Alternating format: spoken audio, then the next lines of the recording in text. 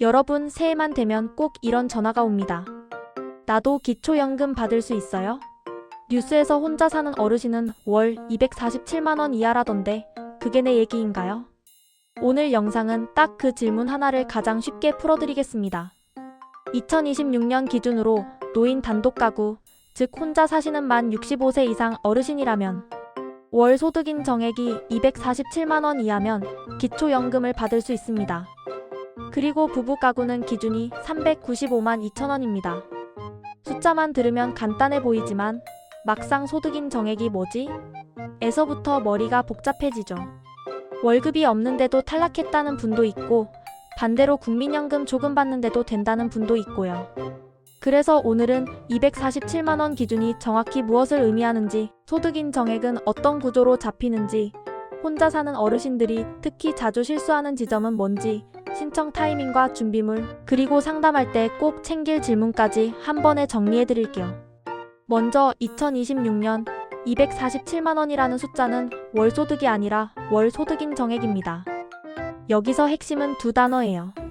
소득 인정액, 즉 내가 실제로 통장에 받는 돈만 보는 게 아니라 소득으로 인정되는 항목을 합쳐서 계산한다는 뜻입니다. 쉽게 말하면 매달 들어오는 돈연금, 근로, 사업, 이자 등에다가 내가 가진 재산집, 전월세 보증금, 예금, 자동차 등을 일정한 공식으로 월소득처럼 환산한 금액을 더해서 만든 숫자입니다.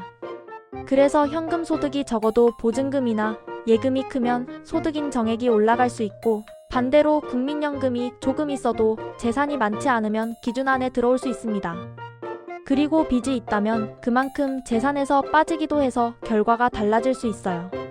여기서 중요한 건 내가 계산기를 두드려서 정확히 맞추는 게 아니라 내 상황이 대략 어느 구간에 있는지 감을 잡고 신청을 통해 공식 산정을 받는 것이 가장 확실하다는 겁니다. 그럼 왜 2026년에 단독가구 기준이 247만 원이 됐을까요? 기초연금은 원칙적으로 만 65세 이상 어르신 가운데 소득 하위 70%가 받을 수 있도록 기준선을 매년 정합니다. 그런데 해마다 어르신들의 소득과 재산 수준, 물가, 생활 실태가 바뀌잖아요. 최근엔 공적연금 소득이나 사업소득이 늘고 집과 토지 같은 자산 가치도 변했습니다. 그런 변화가 반영되면서 2026년 선정기준액이 단독가구 247만 원, 부부가구 395만 2천 원으로 올라간 겁니다. 2025년 단독 228만 원에서 19만 원 오른 거예요. 숫자만 보면 19만 원이 별거 아닌 것 같아도 이 19만 원 때문에 작년엔 경계선에 걸려서 못 받았는데 올해는 된다가 실제로 꽤 많이 생깁니다. 그래서 예전에 한번 탈락했던 분들도 어차피 난 안 돼 하고 포기하지 마시고 올해 기준으로 다시 확인하셔야 합니다. 기초연금은 한번 떨어졌다고 영원히 끝나는 제도가 아니거든요. 이제 가장 많이 헷갈리는 소득인 정액 계산의 큰 그림을 잡아볼게요. 소득인 정액은 크게 두 덩어리로 생각하시면 됩니다. 첫째는 소득평가액입니다. 여기에 국민연금, 공무원연금 같은 공적연금 소득, 직장이나 아르바이트로 버는 근로소득, 작은 가게나 농사 같은 사업소득, 임대료 같은 재산소득, 그리고 각종 이전소득이 포함될 수 있습니다. 다만 소득 종류마다 공제나 반영 방식이 달라서 내가 받는 돈을 그대로 더한다로 끝나지 않는 경우가 많습니다. 둘째는 재산의 소득 환산액입니다. 집, 토지, 전월세 보증금, 예금과 적금, 보험, 해지 환급금, 자동차 같은 재산을 일정 공식으로 계산해서 매달 소득처럼 환산해 더합니다. 여기에 부채가 있다면 재산에서 차감되기 때문에 같은 집을 가지고 있어도 대출이 있는지 없는지에 따라 결과가 달라질 수 있어요. 그래서 기초연금 상담할 때는 소득은 얼마 한 줄로 끝내지 말고 사는 집과 보증금, 예금, 대출, 차량까지 같이 묶어서 설명하는 것이 좋습니다. 여기서 노인 단독가구가 특히 자주 헷갈리는 부분이 전월세 보증금입니다. 혼자 사시는 어르신들 중에는 집은 없고 전세나 월세로 사시면서 보증금이 사실상 평생 모아둔 전 재산인 경우가 많잖아요. 그런데 기초연금은 그 보증금도 재산으로 보고 일정 부분을 소득으로 환산합니다. 그래서 나는 월급도 없고 연금도 적은데 왜 안 되지? 했더니 보증금이 영향을 준 경우가 꽤 있습니다. 반대로 보증금이 크지 않고 예금도 많지 않다면 국민연금이 조금 있어도 대상이 되는 경우가 많고요. 이 부분은 억울하다고 느끼실 수도 있지만 제도는 소득과 재산을 함께 본다는 원칙 위에서 돌아갑니다. 그래서 감정적으로 판단하기보다 내 상황이 기준선 근처인지 아닌지를 냉정하게 확인하시는 게 가장 이득입니다. 자, 이제 현실적인 예시로 감을 더 확실히 잡아보겠습니다. 혼자 사는 어르신 어님. 국민연금이 월 60만 원이고 별다른 소득이 없고 예금이 1천만 원 정도, 월세 보증금이 2천만 원이라고 해볼게요. 이 경우는 소득이 크지 않고 재산도 과하지 않아서 대체로 247만 원 기준 안에 들어올 가능성이 높습니다. 또 다른 예시입니다. 혼자 사는 어르신 B님. 국민연금이 월 120만 원, 그리고 작은 임대 수입이 월 40만 원, 예금이 8천만 원, 전세 보증금이 1억 2천만 원이라면 어떨까요? 실제로 통장에는 160만 원 정도 들어오니 난 충분히 될 것 같은데? 라고 느낄 수 있지만 보증금과 예금이 소득 환산으로 잡히면 소득인 정액이 크게 올라갈 수 있습니다. 세 번째 예시입니다. 혼자 사는 어르신 C님. 국민연금이 월 90만 원인데 생활비가 부족해서 자녀가 매달 30만 원을 보내준다고 해봅시다. 여기서 많은 분들이 우리 애가 도와주는 돈 때문에 떨어지면 어쩌지? 하고 걱정하시는데 이런 지원금이 어떤 성격으로 보고되는지, 계좌 흐름이 어떻게 되는지에 따라 상담해서 정리해 볼 수 있습니다. 혼자 판단해서 겁먹을 필요가 없습니다. 예시사도 하나 더 들어볼게요. 혼자 사는 어르신 D님은 소득이 거의 없어서 무조건 될 거야 라고 생각했는데 과거에 집을 팔고 현금으로 가지고 계신 상태였고 예금이 2억 가까이 되는 경우입니다. 이럴 때는 현금 소득이 없더라도 금융재산이 소득처럼 환산되면서 기준선을 넘을 수 있습니다. 반대로 혼자 사는 어르신 E님은 국민연금이 150만 원 정도로 꽤 있는 편이라 난 안 되겠다고 포기했는데 실제로는 전월세 보증금도 작고 예금도 거의 없고 병원비 지출이 커서 실질 생활이 빠듯한 케이스였어요. 이런 분들이 상담을 받아보면 생각보다 가능성이 있다고 나오는 경우도 있습니다.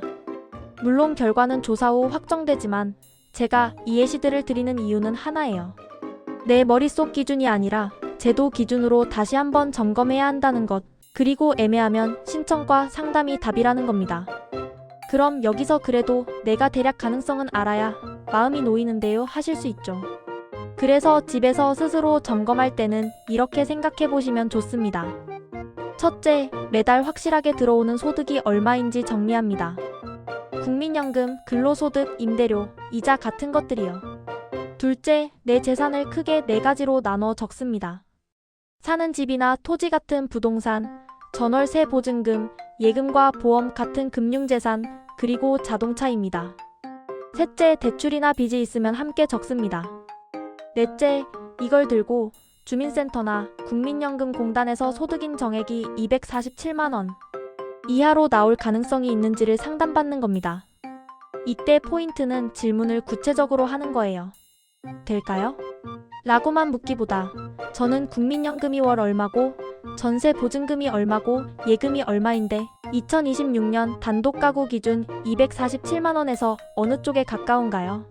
이렇게요. 상담자가 필요한 자료를 더 정확히 안내해줄 가능성이 높습니다. 이제 그럼 기초연금은 얼마 받나요? 라는 질문도 정리해드릴게요. 기초연금은 모두가 똑같은 금액을 받는 구조가 아니라 소득 재산 수준과 다른 공적연금, 수급 여부 등에 따라 감액될 수 있습니다. 2026년 기준으로 월 최대 지급액은 34만 9천 원대 수준으로 알려져 있고 부부가 함께 받는 경우에는 각자 금액이 조정되는 규정도 있습니다. 그래서 정확한 수령액은 될까, 안 될까와 마찬가지로 신청 후 산정 결과를 받아보셔야 확정됩니다. 다만 제가 강조하고 싶은 건 금액이 줄어들까봐 신청을 미루는 것이 가장 큰 손해가 될 수 있다는 점입니다. 10만 원이라도 매달 고정으로 들어오는 돈은 노후 생활에서 체감이 정말 큽니다. 특히 혼자 사시는 어르신들은 병원비나 관리비처럼 매달 빠져나가는 고정 지출이 많아서 작은 금액도 생활의 숨통을 틔워주는 역할을 합니다. 그렇다면 신청은 어떻게 하느냐? 여기서부터가 진짜 중요한 실전입니다. 기초연금은 주소지 관할에 상관없이 신청이 가능합니다. 가까운 읍면동 행정복지센터나 국민연금공단 지사에서 신청할 수 있고 온라인으로도 신청할 수 있습니다. 온라인이 부담스러운 분들은 방문이 가장 확실하고요. 거동이 불편해서 나가기 어려운 분은 찾아뵙는 서비스를 요청하면 직원이 직접 방문해서 신청을 도와주기도 합니다. 그리고 신청 시점도 핵심인데요. 2026년에 만 65세가 되는 분, 즉 1961년생 어르신부터 신청 대상에 들어옵니다. 새롭게 65세가 되는 어르신은 생일이 속한 달의 한 달 전부터 신청이 가능합니다. 예를 들어 생일이 6월이라면 5월부터 신청할 수 있다는 뜻이에요. 그리고 지급은 원칙적으로 신청한 날이 속하는 달부터 시작되는데 생일달 한 달 전에 미리 신청한 경우에는 만 65세 생일이 속한 달부터 지급되도록 운영됩니다. 그래서 나중에 한꺼번에 받으면 되겠지 하고 늦추는 것보다 가능한 시점에 바로 신청하는 게 손해를 막는 길입니다. 준비물은 기본적으로 신분증과 본인 명의 통장입니다. 그리고 상황에 따라 전월세 계약서, 재산 관련 서류, 위임장 같은 서류가 추가될 수 있습니다. 특히 대리 신청을 하시는 경우가 많은데요. 혼자 사시는 어르신은 몸이 아프거나 거동이 불편해서 자녀나 가족이 대신 신청하는 일이 흔합니다.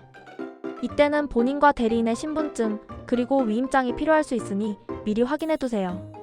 서류가 부족하면 다시 오셔야 해서 그 한 번이 어르신들에겐 정말 큰 부담이 됩니다. 그리고 내가 뭘 어디까지 말해야 하지? 를 부담스러워하는 분들도 많습니다. 그런데 숨기거나 줄이려고 애쓰실 필요가 없습니다.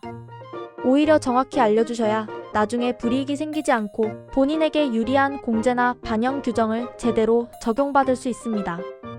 예를 들어 보증금이 실제보다 적게 신고되거나 금융재산이 누락되거나 반대로 빚이 있는데도 반영이 안 되면 결과가 달라질 수 있잖아요. 그래서 상담할 때는 있는 그대로 하지만 빠짐없이가 가장 좋습니다. 자, 여기서 2026년 247만원 기준을 두고 가장 많이 오해하는 포인트를 짚어드릴게요. 첫 번째 오해는 월급이 247만원 이하면 무조건 된다입니다. 아닙니다. 소득인 정액은 월급뿐 아니라 연금, 이자, 임대료, 그리고 재산의 환산액까지 합쳐서 보니 월급이 없더라도 탈락할 수 있고 월급이 조금 있어도 될 수 있습니다. 두 번째 오해는 집이 있으면 무조건 안 된다입니다. 이것도 아닙니다. 집이 있어도 지역과 공시가격, 다른 재산과 부채 여부에 따라 결과가 달라질 수 있습니다.